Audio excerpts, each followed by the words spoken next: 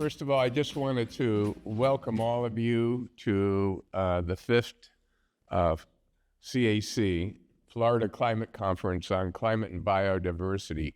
Over the last 5 years, we have detailed a lot about climate to try to bring the community up to a common level of understanding on the risks from a warming climate. And you notice that I very seldom use the word climate change, even more than a year or two ago. And that's the reason is the climate is really not changing, it's just warming. And so when we say climate change, it tells people that it goes up and down. And over the eons it has, as we'll see. But what it's been doing lately, like since the Industrial Revolution, is warming and warming faster and faster on an annual basis. So we're going to talk about how over the eons of time, since the beginning of the Earth, climate has always changed and how the climate warming now is really different from anything that we've seen before. And of course, what's also different this time is there are 8 billion human beings on the planet. And the last time we've gone through rapid warmings and coolings, there were none.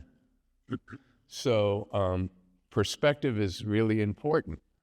So what I want to do today is to also say that there is not just bad news, there's plenty of good news, and that good news includes the fact that innovation right now is at the highest level in human history.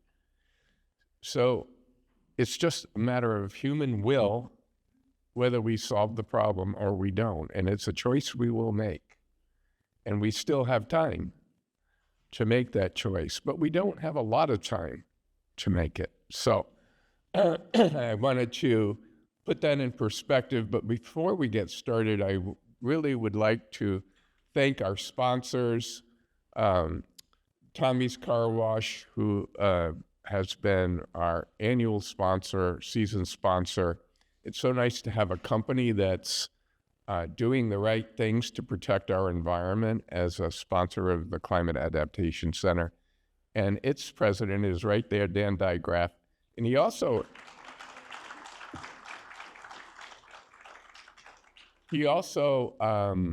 is on our board of directors, and we couldn't do without him. Speaking of our board, Elizabeth Moore is in the front row, and Tom Lewis is in the second row.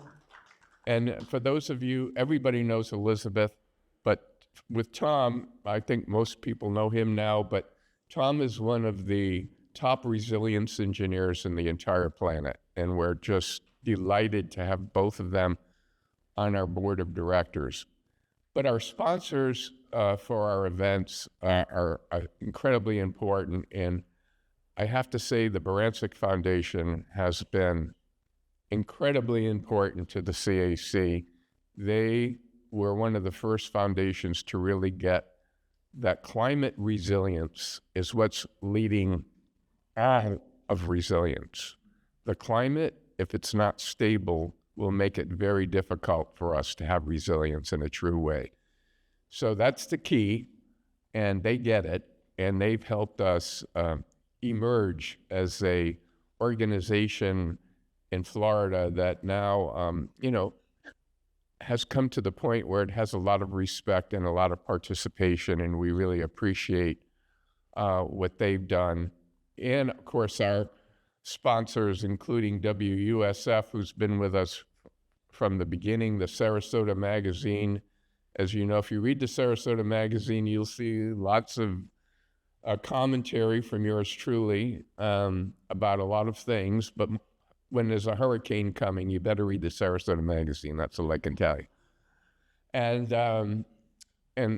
so CSA, which Tom is leading. CSA is one of our affiliates, and we have many sponsors through the year, but we wanted to acknowledge all of them today, and you'll see it up on the board.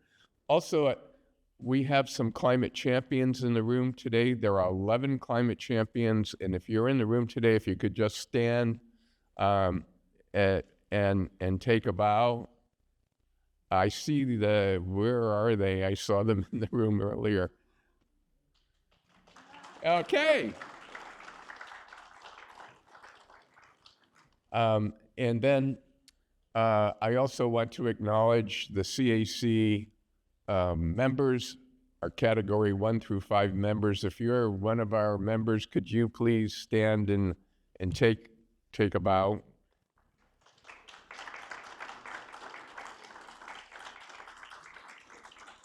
It's really important because these are the people that sustain the CAC. Many of you may know this, but some of you I'm sure do not, that we don't take government money, and we never have.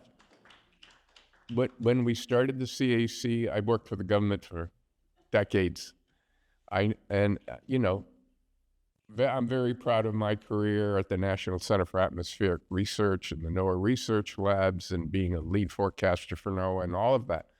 But when we started this, we said, it's time to do it different. We're not getting to where we need to go, and we realize that the solution is in our backyard and in our neighborhoods. And so it's not somebody else's problem, it's our problem. And we can't sit in the back seat of the car and expect the car to end up at the right place. We have to drive it. So that's what we're trying to do here at the CAC, and I'm very pleased that we're getting as far as we have. Also in the back row, who just walked in, is Tanya Castroverde.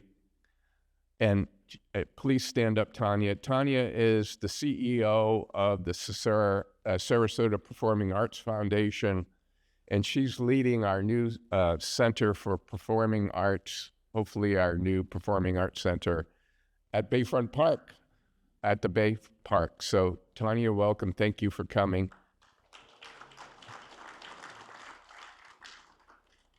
And I really want to take just one more minute to thank our staff. We never get around to thanking our staff, but our CAC staff is here. Dr. Stu Waterman, who is kind of my alter ego. He's sitting right there. Stu is the CTO of the CAC. Rick Careby, one of our scientists, you probably know him from not just here, but you see him on Channel 7 now. And so he does his thing on Channel 7, and thank you, Rick, for being here. And back in Boulder, Colorado, and I'm sure he's sleepy-eyed right now because it's early there. Mark Leonard, who is a data scientist and graduated from the University of Colorado and a modeler, and so modeling the climate is really one of our big things. So with that, I would just like to say we're not going to make big introductions today to the speakers. It's all in the agenda. And so if you'll just refer to that.